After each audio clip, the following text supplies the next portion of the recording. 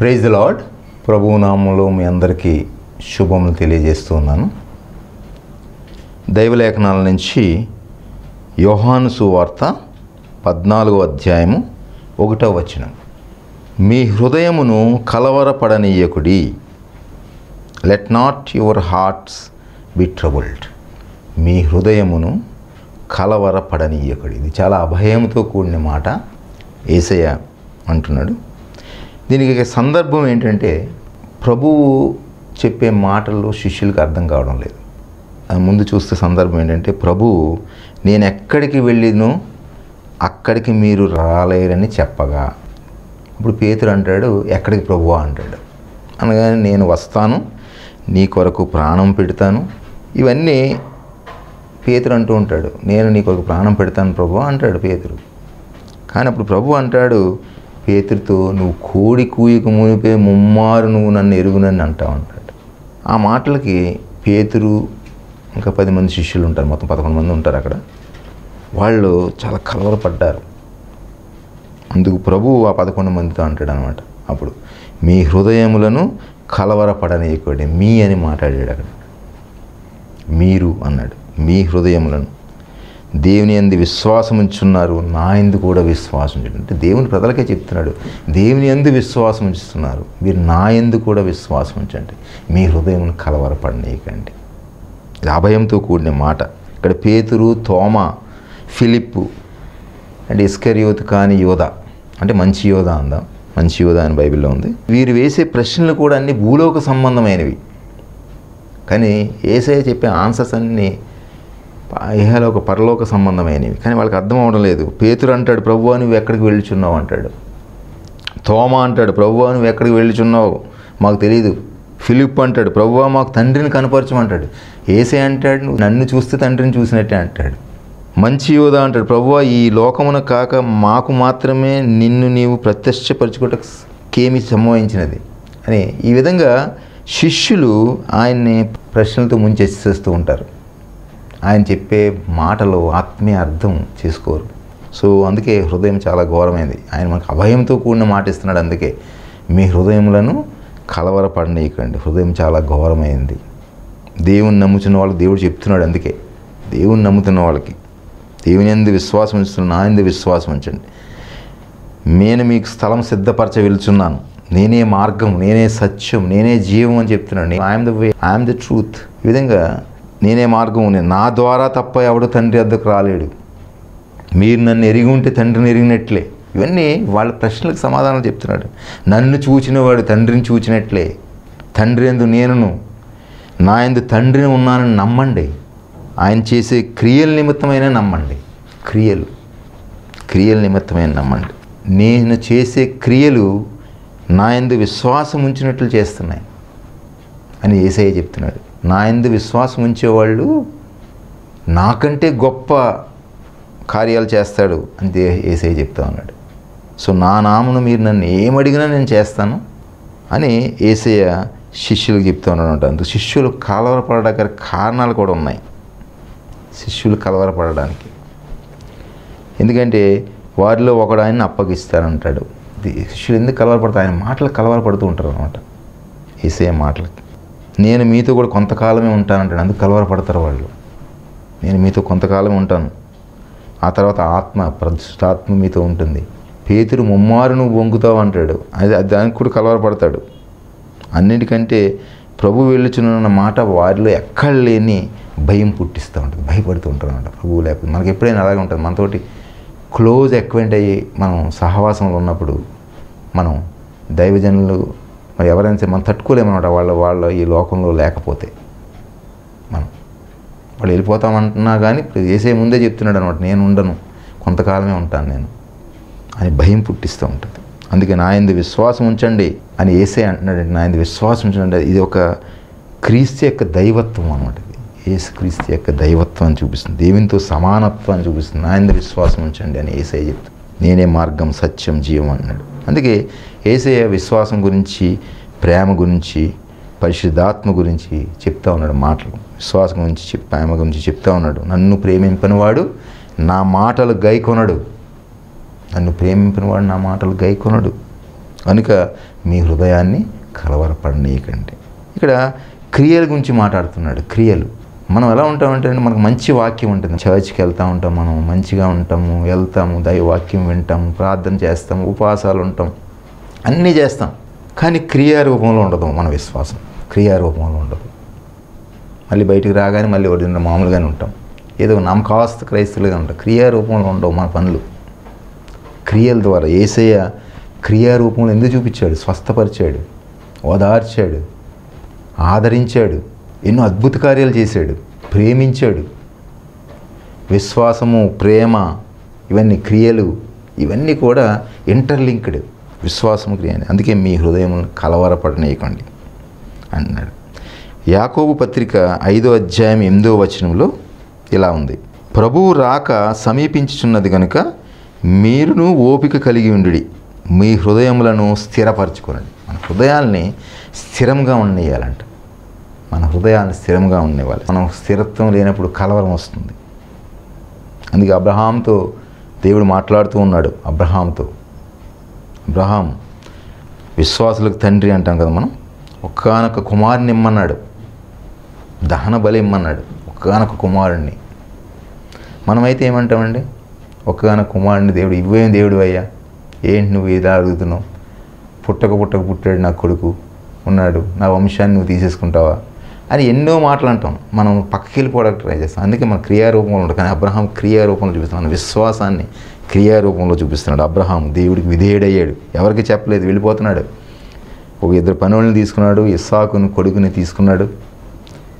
Abraham దేవుడు ఎక్కడైతే చెప్పాడో మోరియా దేశంలో పర్వతంలో ఎక్కడైతే నేను చూపిస్తాను అక్కడ తీసుకెళ్ళి నీ కుమారుని నాకు బలి ఇవ్వండి. ఏమాత్రం కలవరం లేదు అబ్రహాంలో, ఏమాత్రం కలవరం లేదు, ఏడవడం లేదు.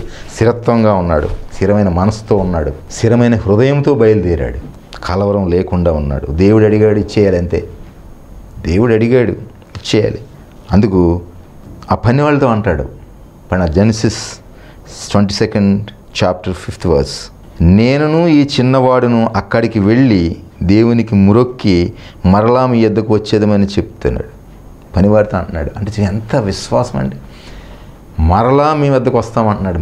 మేము మరలా మీ వద్దకు వచ్చేదము, మరలా మీ వద్దకు వచ్చేదము అంటే ఎంత విశ్వాసంతో ఉన్నాడు. మళ్ళీ వస్తామంటున్నాడు, వెళ్తున్నాం. కానీ కొడుకు అడుగుతున్నాడు, ఇస్సాకు అడుగుతున్నాడు. ఇస్సాకు కూడా అన్నీ అబ్జర్వ్ చేస్తూ ఉన్నాడు. ఇస్సాకు అడుగుతున్నాడు, మనకి నిప్పు ఉంది, కట్టె ఉంది, బలి పశువు ఏది? దహన బలికి బలి పశువు ఏది? ఇస్సాకు ఏం చిన్నపిల్లడు కాదు, ఇస్సాకు పెద్ద పిల్లడే, యవనస్తుడే. అన్నీ చూస్తూ ఉన్నాడు. తండ్రి యొక్క విశ్వాసం తెలుసు అతనికి. తండ్రి ఎంత విశ్వాసంగా ఉంటాడు, ఎంత నీతిమంతుడు ఇస్సాకు తెలుసు. ఇస్సాకు ముందు చిన్నప్పటి నుంచి అబ్జర్వ్ చేస్తూ ఉన్నాడు తండ్రిని. అందుకప్పుడు అని ఏదని ఇస్సాకు అడుగుతుంటే అప్పుడు యెహోవాయే చూచుకొని, యెహోవా ఈరే అంటాడు అబ్రహాం. యెహోవాయే చూసుకుంటాడు, ఆయనే చూసుకుంటాడు. ఆయన చూచే దేవుడు, అన్నీ చూచే దేవుడు, మనల్ని లక్ష్యమించే దేవుడు. అందుకు స్థిరంగా ఉండండి, మీరు కలవరం పడకండి. అబ్రహాం ఎందుకు కలవరం పడలేదు? అబ్రహాం ఎందుకు కలవరం పడలేదు? ఇప్పుడు కలవరం పడకుండా ఉన్నాడని అనేస్తున్నాం మనం. ఎందుకు కలవరం? భార్యకి కూడా చెప్పకుండా బయలుదేరిపోయాడు, పొడిగిని తీస్తున్నాను. గుండెలో ధైర్యం ఏంటి అసలు అబ్రహాంకి? ఎందుకంటే దేవుడు మాట ఇచ్చాడు, నీ సంతానం వృద్ధి చేస్తా అన్నాడు. నక్షత్రముల వలె, కోటాను కోట్ల నక్షత్రాల వలె నీ సంతానం వృద్ధి చేస్తా అన్నాడు, భూమిని నింపుతానన్నాడు. ధైర్యంగా ఆ మాట నమ్మాడు, విశ్వాసం ఉంచాడు. ఒకవేళ ఇస్సాకుని బలి ఇచ్చేసిన మృతుల్లో నుండి లేపే దేవుడు, బూడిదలో నుంచి లేపే దేవుడు. అంత విశ్వాసం ఈ యొక్క అబ్రహాంలో ఉన్నది. ధైర్యంగా చెప్తున్నాడు, అందుకే తిరిగి వస్తామంటున్నాడు అనమాట. అందుకే వాళ్ళ ధైర్యంగా చెప్తున్నాడు. ఇస్సాకు కూడా కలవరం పడడం లేదు. అది యాక్చువల్గా ఇస్సాకు వాళ్ళ నాన్న కొట్టేసి పారిపోవచ్చు. ఈ రోజుల్లో పిల్లలైతే ఇదే, నువ్వు నన్ను చంపుతా ఉంటున్నావేంటి, నాన్న బలిస్తున్నావేంటి, ఎవరన్నా పిల్లలు ఊరుకుంటారా? లేదు. అందుకే కానీ ఇస్సాకు తెలిసినవాడు తన తండ్రి యొక్క నీతి, తండ్రి యొక్క విశ్వాసము, తండ్రి యొక్క భక్తి, దేవుని ఎడల ఉన్న విశ్వాసము మామూలుది కాదు. అందుకు అనుకుంటాడు, ఒకవేళ ఇస్సాకు అనుకుని ఉంటాడు అనుకుంటాను నేను, ఏంటంటే ఒకవేళ నన్ను బలి ఇచ్చేసినా మళ్ళీ నన్ను బూడిదలోంచి దేవుడు లేపుతాడు అని ఇస్సాకు కూడా ఆ బలమైన విశ్వాసం ఉన్నదని మనకు అర్థమవుతుంది. సో విశ్వాసం స్థిరంగా ఉండాలి. స్థిరంగా ఉన్న వాళ్ళు కలవరం పొందరు. దీన్ని బట్టి తెలిసింది. సో ఎవరు స్థిరంగా ఉండరు. స్థిరంగా ఉండాలంటే ఏంటి? దీనికి ఇక్కడ ఒక 2 వాక్యాలు ఉన్నాయి. కీర్తనలు 7వ అధ్యాయము 9వ వచనం. హృదయములను అంతరింద్రియములను పరిశీలించు నీతిగల దేవ. దాని పై వచనం చదివితే 8వ వచనం. యెహోవా నా నీతిని బట్టియు నా యథార్థతను బట్టియు నా విషయంలో నాకు న్యాయం తీర్చుము. యథార్థతను బట్టి. దావీదుని దేవుడు ఎన్నుకున్నాడు అంటే తనకి యథార్థతను బట్టి. యథార్థ హృదయుడు అంట దావీదు. యథార్థ హృదయుడు, నీతిమంతుడు, నీతిగా తీర్చబడ్డాడు. అందుకే ఇక్కడ 7వ అధ్యాయంలో చెప్తున్న నీతిమంతులు స్థిరంగా ఉంటారు. ఎవరు స్థిరంగా ఉంటారంటే నీతిమంతులు. నీతిగా లేకపోతే నువ్వు స్థిరంగా ఉండవు. ఎప్పుడు భయపడుతూ ఉంటావు, ఆధారపడుతూ ఉంటావు. అందుకే నీతిమంతులు ఆధారపడరు, నీతిమంతులు కలవరపడరు, దుష్టుడు కలవరపడతాడు. సో అది మనకు దైవలేఖనం చెప్పింది. తప్పు చేయని వాడు ధైర్యంగా ఉంటాడు, ధైర్యంగా నిలబడతాడు. సో యోసేపు ఉన్నాడు, మనకు చిన్న ఎగ్జాంపుల్. యోసేపు కలవరపడలేదు. ఎందుకు కలవరపడలేదు? తప్పు చేయలేదు యోసేపు. అతను జైల్లో వేశారు, చెరసాలలో వేశారు, భయపడలేదు, కలవరం. స్థిరంగా ఉన్నాడు. దేవుని సన్నిధిలో నేను తప్పు చేయలేదనే ధైర్యం ఉంది అతనిలో. అందుకోసం యోసేపు స్థిరంగా ఉన్నాడు, కలవరపడకుండా ఉన్నాడు. దేవుని సన్నిధిలో నేను తప్పు చేయలేదు. దానియేలు కూడా అంతే. దానియేలు సింహాల బోన్లో వేస్తారని తెలుసు, శిక్ష అదేని తెలుసు, అయినా కానీ స్థిరంగా ఉన్నాడు, కలవరపడడం లేదు. షడ్రక్, మేషక్, అబేద్నెగో కూడా అంతే. నీవు నీతిమంతుడు అయితే సింహాలు కూడా నిన్నేం చేయవు. ఆ ధైర్యం నీలో ఉంటుంది. నువ్వేం కలవరపడవు. నువ్వు దేవుని కోసం నిలబడతావు. మరి నువ్వు దేవుని కోసం నిలబడుతున్నావా? నీతిమంతుడిగా ఉన్నావా? కలవరపడవద్దు. నీ హృదయం కలవరపడనీయకుండా యేసయ్య చెప్తా ఉన్నాడు. నువ్వు నీతిగా బ్రతికితే, నువ్వు నీతిగా జీవిస్తే నువ్వు కలవరపడవు. నీతి లేని బ్రతుకు. అయ్యో రేపు ఏమైపోతుందో మనకు అది వస్తుంది రాదు. అందుకే యెహోవా దేవుడే చూచుకుంటాడు. యెహోవాయే చూచుకొను అనేక నిరీక్షణ, అనేక ధైర్యం, విశ్వాసం నీలో ఉంటే నువ్వు కలవరపడవు. నీతి లేనివాడు అంటే వీధి కుక్కలు తిరుగుతూ ఉంటాడంట, నీతి లేనివాడు. అందుకే ఎవరు నీతిమంతులుగా ఉంటారు మరి? సో ఒకటొకటి కలవరపడరు. మీ హృదయంలో కలవరపడనీయకండి, స్థిరంగా ఉండాలి. ఎవరు స్థిరంగా ఉంటారు? నీతిమంతులు. మరి ఎవరు నీతిమంతులు? చూడండి, రోమాపత్రిక 5వ అధ్యాయం 1వ వచనం. కాబట్టి విశ్వాస మూలమున మనము నీతిమంతులుగా తీర్చబడి మన ప్రభువు అయిన యేసుక్రీస్తు ద్వారా దేవునితో సమాధానం కలిగి ఉంటాము. విశ్వాసము మూలమున మనం నీతిమంతులుగా తీర్చబడతాం. విశ్వాసము క్రియ, విశ్వాసము నీతిమంతుడు. ఇవి జాగ్రత్తగా మీరు కోరిలేట్ చేసుకోవాలి. సో అబ్రహాం విశ్వసించాడు, అందుకే నీతిమంతుడయ్యాడు. అబ్రహాం విశ్వసించాడు. విశ్వాసులకు తండ్రి అబ్రహాం. అందుకే దేవుని నమ్మి విశ్వసించి బయలుదేరాడు అబ్రహాం. ఎక్కడికి వెళ్ళాలో కూడా తెలియక బయలుదేరాడు. స్టార్టింగ్లోనే బయలుదేరమన్నప్పుడు దేవుడు నీ దేశాన్ని వదిలిపెట్టేసి బయలుదేరమన్నప్పుడు బయలుదేరిపోయాడు అంతే. ఎక్కడికి వెళ్ళాలో కూడా తెలియదు. అందుకే నీతిమంతుడుగా ఎంచబడ్డాడు. ఒంటరిగా బయలుదేరాడు, ఎక్కువ జనంగా మారాడు. విశ్వాసంతో చెప్పాలండి మనం. నీ పిల్లలు ఏమవుతారు అనేది కూడా విశ్వాసంతో చెప్పగలిగి ఉండాలి మనం. అంత విశ్వాసం, కానీ మనలో అంత విశ్వాసం లేదు. సో కలవరపడకండి, అడగండి. దేశైన అడుగుడి మీకు ఇయ్యబడిన అన్నాడు. కలవరపడకుండా అడగండి. అవిశ్వాసం ఉండకూడదు. ఫస్ట్ మనం ఏదైనా సరే మనకు అవిశ్వాసం కొద్దిగా ఉన్నా, అందుకే కొద్ది అవిశ్వాసంతో పేతురు సముద్రంలో మునిగిపోతూ ఉంటాడు. సముద్రం మీద నడుచుకొస్తూ ఉంటాడు యేసయ్య దగ్గరికి. యేసయ్యను చూసినంత వరకు నడుస్తూనే ఉన్నాడు. కానీ ఎప్పుడైతే అలలో ఆ యొక్క వాతావరణం చూశాడు, చుట్టుపక్కలగా, ఫిజికల్గా, బాహ్యంగా, అందుకే నువ్వు బాహ్యమైన వాటిని చూసావంటే నువ్వు మునిగిపోతావు. అది తేరేకలని చెప్తాను. విశ్వాసం లేకుండా దేవుడికి ఇష్టడు ఉండుట అసాధ్యం. నీతిమంతుడు విశ్వాసం మూలంగా, విశ్వాసం లేకుండా నువ్వు దేవునికి ఇష్టడై ఉండడం కూడా అసాధ్యం అంటున్నాడు. హెబ్రీలు రాసిన పత్రిక 11వ అధ్యాయం 6వ వచనం. విశ్వాసం లేకుండా దేవునికి ఇష్టడై ఉండుట అసాధ్యము. విశ్వాసం లేకుండా దేవుడికి ఇష్టడైన, దేవుని యొద్దకు వచ్చేవాడు ఆయన ఉన్నాడనియు తన్ను వెదకు వారికి ఫలము దయచేయువాడనియు నమ్మవలెను కదా. ఇక్కడ అపోస్తులైన పౌలు రాస్తున్నాడు, హెబ్రీయులకు రాసిన పత్రికలో విశ్వాసం, యాక్చువల్గా హెబ్రీయులకు రాసిన పత్రిక 11వ అధ్యాయం అంతా విశ్వాసం గురించే ఉంటుంది. మొత్తం అంతా ఎంటైర్ బైబిల్ కవర్ చేసాడు అందులో. ఆ అధ్యాయంలో విశ్వాసం లేకుండా దేవునికి ఇష్టడై ఉండటం అసాధ్యం. దేవుని యొద్దకు వచ్చేవాడంట ఎలా ఉండాలంటే ఆయన ఉన్నాడని నమ్మాలి. ఫస్ట్ ఆఫ్ ఆల్ తన్ను వెతుకువారికి ఫలం దయచేస్తా, అంటే మనకు ఫలం దయచేస్తానని నమ్మాలి. ముందే నాకు ఇది జరిగిపోతుంది, నాకు ఇది వచ్చేస్తుంది, నాకు ఇది జరుగుతుంది అని ముందు నమ్మాలి. నువ్వు నమ్మకం, అప్పుడు నీ హృదయం కలవరపడకుండా ఉండాలంటే అప్పుడు నీ విశ్వాసం నీకు తోడవుతుంది. ఎప్పుడైతే విశ్వాసం ఉంటుందో నీ హృదయం కలవరపడాలి. యేసయ్య కొండ మీద ప్రసంగం 5, 6, 7 అధ్యాయాలు చదివితే చాలా వండర్ఫుల్గా ఉంటుంది. చాలా మనం ఆత్మీయంగా బలపడతాం. ఆయన ప్రతి మాటలో చాలా గంభీరత్వం ఉంటుంది. ప్రతి మాటలో ఇక్కడ యేసయ్య ప్రసంగంలో ఆయన కొండ మీద ప్రసంగం చేసినప్పుడు ఆ ప్రసంగం అయిపోయిన తర్వాత అందరూ ఆకలితో ఉన్నారంటాడు. అందరూ ఆకలితో ఉన్నారు, అందరూ పంపించేయాలని శిష్యులు అంటారు. పంపించేయండి అంటే ఇప్పుడు యేసయ్య అంటే అన్నం పెట్టండి అంటాడు. భోజనం పెట్టండి వీళ్ళకి. ఎక్కడి నుంచి తెస్తారు భోజనం? అన్ని వేల మందికి. పురుషులే 5,000 మంది పైన ఉన్నారంట అక్కడ. పురుషులే మరి 5,000 మంది, ఇంకా పిల్లలు స్త్రీలను లెక్కలేదు. మరి అలాంటప్పుడు అన్నం పెట్టండి అంటున్నాడు. ఈయనేంటి ఇక్కడ అన్నం పెట్టమంటాడు? ఏదో విధంగా మీటింగ్ కంప్లీట్ చేసేసుకొని త్వరగా పంపించేస్తే వాళ్ళ ఇంటికి వెళ్ళి భోజనం వండుకుంటారు కదా, తింటారు కదా. అంతమందికి మనమైతే అలాగే అనుకుంటాం. ఎంత త్వరగా కంప్లీట్ చేసి మనం ఈవినింగ్ అయితే 8 గంటలకి పంపించేస్తే 8 గంటలకు భోజనం చేస్తారు, మధ్యాహ్నం 1 గంటకి కంప్లీట్ చేస్తే 1 గంటకి భోజనం చేస్తాను అనుకుంటాం మనం. కానీ యేసయ్య అలా అంటలేదు. భోజనం పెట్టండి అంటాడు. ఎక్కడి నుంచి తెచ్చి పెట్టాలి?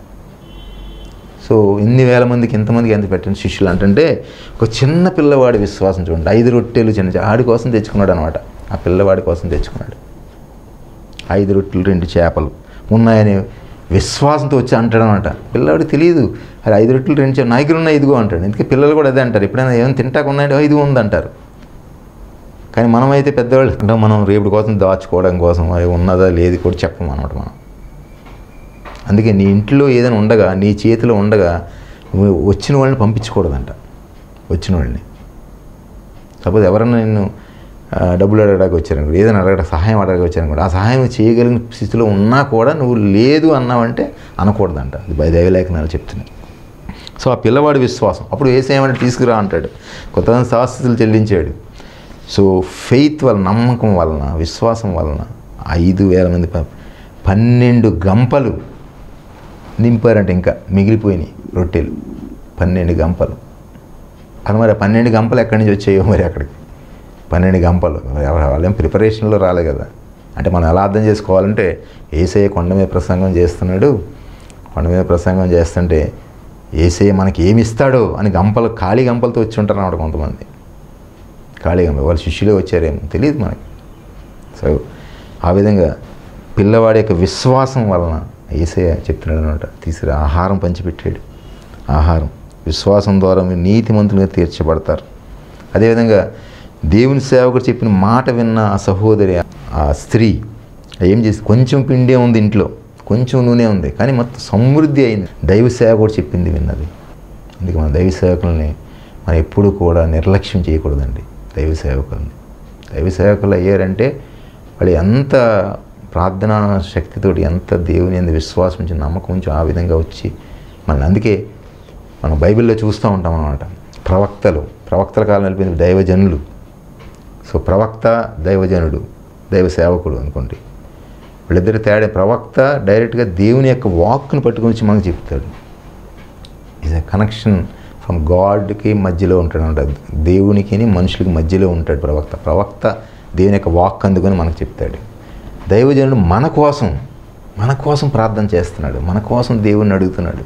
దైవజనుడు మరి మనం నిర్లక్ష్యం చేయకూడదు. దైవజనులు నిర్లక్ష్యం చేయకూడదు. వాళ్ళకి సాయం మన సాధ్యమైనంత వరకు మనం ఆ యొక్క సహవాసానికి, ఆ సంఘానికి మనం సహాయం చేస్తూ ఉండాలి మనకున్నంత వరకు. ఇక్కడ చూడండి, యాకోబు పత్రిక 2వ అధ్యాయం 14వ వచనం, 14 నుంచి 26 వచనాలు మనం చూసుకుంటే కనుక చాలా విశ్వాసము క్రియల గురించి ఉంటాయి. 14 క్రియల మూలముగా నీతిమంతులుగా తీర్చబడతారు. క్రియలు లేని విశ్వాసము మృతం. క్రియలేని విశ్వాసం మృతం, చచ్చిపోయినట్టు లెక్క, డెడ్. మనకు విశ్వాసం ఉంటుంది కానీ క్రియల రూపంలో ఉండవు. ఇంతకుముందు చెప్పాను ఆల్రెడీ నేను. విశ్వాసం ఉంటుంది మనకి, దేవుని నమ్ముతాం, ప్రార్థనకు వస్తాం, అన్నీ చేస్తాం మనం, కానీ క్రియలు ఉండవు మనకి. అబ్రహాం దేవుణ్ణి నమ్మాడు, క్రియారూపంలో చూపించాడు, అందుకని నీతిమంతుడిగా ఎంచబడ్డాడు. విశ్వాసం ఉంది. సో మనుష్యుడు విశ్వాస మూలమున మాత్రము కాక క్రియల మూలమున నీతిమంతుడిని ఎంచబడు. యాకోబు రాసిన పత్రిక 2వ అధ్యాయం 24వ వచనంలో మనుష్యుడు విశ్వాస మూలమున మాత్రము కాక క్రియల మూలముగా నీతిమంతుడిగా ఎంచబడు. నీ క్రియలు లేకపోతే ఎంత విశ్వాసం ఉన్నా, నీ క్రియారూపంలో కనుక లేకపోతే నీ విశ్వాసం, నీ క్రియారూపంలో చూపించకపోతే అది వ్యర్థం, అది మృతం, నువ్వు నీతిమంతుడిగా ఎంచబడవు. అందుకే రాహాబు అనే వేశ్య కూడా దూతలను చేర్చుకొని వేరొక మార్గం వెలికి పంపేసింది. అప్పుడు క్రియల మూలంగా ఆమె నీతిమంతురాలుగా ఎంచబడింది, ఆమె చేసిన క్రియను బట్టి. అందుకే ఆమె యేసుక్రీస్తు యొక్క వంశావళిలో ఉంది, యేసుక్రీస్తు యొక్క వంశావళిలో ఉంది. అందుకే ప్రాణం లేని శరీరం ఎలా మృతమో, ఎలాగ డెడ్, అదేవిధంగా క్రియలు లేని విశ్వాసం కూడా అంతే, క్రియలు లేని విశ్వాసం కూడా. అందుకే జనరల్గా మనం చాలామంది సేవ చేస్తూ ఉంటారు. దేవుడు నన్ను పిలిచాడు, నేను సేవకి వెళ్ళిపోతానంటారు, సేవకి వెళ్ళిపోతానంటారు, కానీ దేవుడు చెప్పింది కరెక్ట్గా వినరు. వినకుండా వాళ్ళకు అనుగుణంగా మార్చుకుంటుంటారు. అనుగుణంగా అలా కాదు, క్రియారూపంలో ఉండాలి. దేవుడు చెప్పినట్టుగా మాట మనం ఏదైతే కమిట్ అయ్యామో దేవుని దగ్గర, ఆ విధంగానే ముందుకు వెళ్ళాలి. అది క్రియారూపంలో ఉండాలి. సో అబ్రహాం క్రియారూపంలో చేశాడు. ఏమన్నాడు, ఇచ్చేసాడు, అంతే. ఇచ్చేయడానికి రెడీ అయిపోయాడు. దేవుడు ఏమన్నాడు, ఇచ్చేసాడు. క్రియారూపం. నీతిమంతుడిగా ఎంచబడ్డాడు. నీ విశ్వాసమును బట్టి, నీ క్రియలను బట్టి నీవు నీతిమంతుడిగా ఎంచబడతావు. నీ విశ్వాసం బట్టి, నీ క్రియలను బట్టి. సో ఇక్కడ చూడండి, నీతిమంతుడు, విశ్వాసము, క్రియ, వీటన్నిటి గురించి మనం మాట్లాడుకున్నాం. నువ్వు కలవరపడకూడదంటే స్థిరంగా ఉండాలి. స్థిరంగా ఉండేవాళ్ళు నీతిమంతులు. నీతిమంతులు విశ్వాసం మూలంగా ఉంటే విశ్వాసం క్రియరు. ఈ విధంగా స్థిరంగా అప్పుడు మీరు హృదయాలు కలవరపడవు. కీర్తనలు 37వ అధ్యాయం 25వ వచనం ఇలా ఉంది చూడండి. అందులో కాన్సెప్ట్ చెప్పేస్తున్నాను. దేవుడు నీతిమంతుల పిల్లల్ని భిక్షమెత్తుకొనిస్తాడా అంటే, దావీదు ఏమంటున్నాడంటే, నేను ముసలివాడిని అయిపోయాను, చిన్నవాడిని అప్పుడు, నేను ముసలివాడిని అయిపోయినప్పుడు, అయినా కానీ నీతిమంతుల పిల్లలను భిక్షమెత్తుకోవడం నేను చూడలేదు అంటాడు. అంటే నీతిమంతుల పిల్లలు స్థిరంగా ఉంటారంట. నీతిమంతుల పిల్లలు స్థిరం, కలవరపడరు. విశ్వాసం మాటలతో కాకుండా నీ క్రియలతో ఉండాలి. నీ క్రియల రూపంలో చూపించాలి నీ విశ్వాసాన్ని, నీ నీతిని క్రియలతో చూపించాలి. అప్పుడు నువ్వు దేవుని నమ్మితే విశ్వాస క్రియలు దేవుడు చేస్తాడు. సో చివరగా ఎవరు నీతిమంతులుగా తీర్చబడతారు?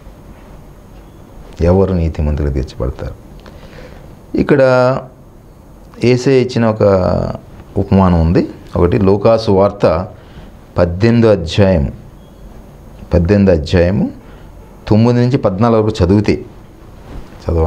9 నుంచి 14 వరకు మీరు వాక్యాలు చదివితే ప్రార్థన చేయడానికి 2 మనుష్యులు దేవాలయానికి వచ్చారంట. వస్తే అందులో ఒకడు పరిసయ్యుడు, ఒకడు సుంకరి. సో పరిసయ్యుడు నిలబడి ప్రార్థన చేస్తూ ఉన్నాడు. దేవా, నన్ను కనిపించు, నేను పలానా వల్ల కాకుండా, పలానా దొంగల వల్ల కాకుండా, పలానా అన్యాయస్తుల కాకుండా, పలానా వాళ్ళ వల్ల కాకుండా, పలానా మనుషుల వల్ల కాకుండా, నేను ఈ సుంకరి వలనైనా కూడా ఉండనందుకు నీకు కృతజ్ఞతాస్తుతులు చెల్లిస్తున్నాను, నేను దశమ భాగాలు ఇస్తున్నాను, అన్నీ ఇస్తున్నాను అని ప్రార్థన చేస్తున్నాడంట. ఎవరు? పరిసయ్యుడు. సుంకరి ఎలా దూరంగా నిలబడి ప్రార్థన చేస్తున్నాడు. సుంకరి కూడా దూరంగా నిలబడి రొమ్ము కొట్టుకొనిచు అని రాయబడింది అక్కడ. దేవా, పాపినే నన్ను కరుణించుమని ప్రార్థన చేస్తున్నాడు. అంటే వీళ్ళిద్దరిలో దేవుడు యేసయ్య చెప్తున్నాడు అనమాట.